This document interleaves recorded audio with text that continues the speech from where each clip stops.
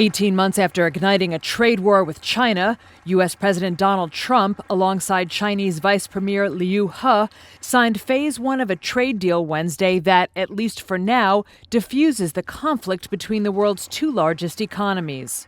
In a rambling, partisan speech, Trump thanked a long list of attending business leaders and Republican lawmakers, including former Secretary of State Henry Kissinger and Fox Business host Lou Dobbs, and touted the deal as a sea change in international trade. At long last, Americans have a government that puts them first at the negotiating table. First in trade, first in every deal, every decision, and every action we take with incredible enforceability. The centerpiece of Phase 1, a pledge by China to buy an additional $200 billion worth of U.S. agricultural products and other goods and services over 2 years. The U.S. in turn agreed to roll back tariffs on some Chinese goods, but will leave in place 25% tariffs on a wide array of Chinese industrial goods, $250 billion worth, used by U.S. manufacturers.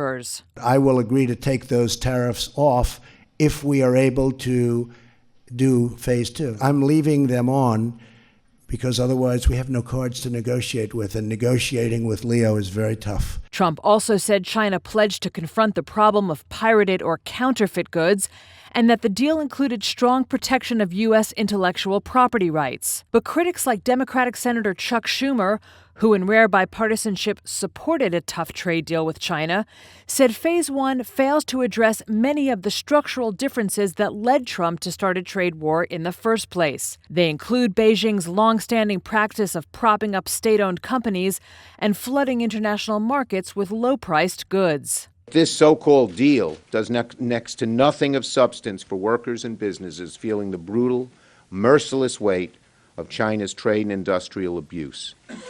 I greatly fear that President Xi is laughing at us behind our backs for having given away so little at the expense of American workers, farmers, and businesses. The signing of Phase 1 occurred as the House of Representatives voted to send 2 formal charges against the president to the Senate, clearing the way for a trial, and prompting Trump to go off script to again label the impeachment proceedings a hoax. They have a hoax going on over there. Let's take care of it.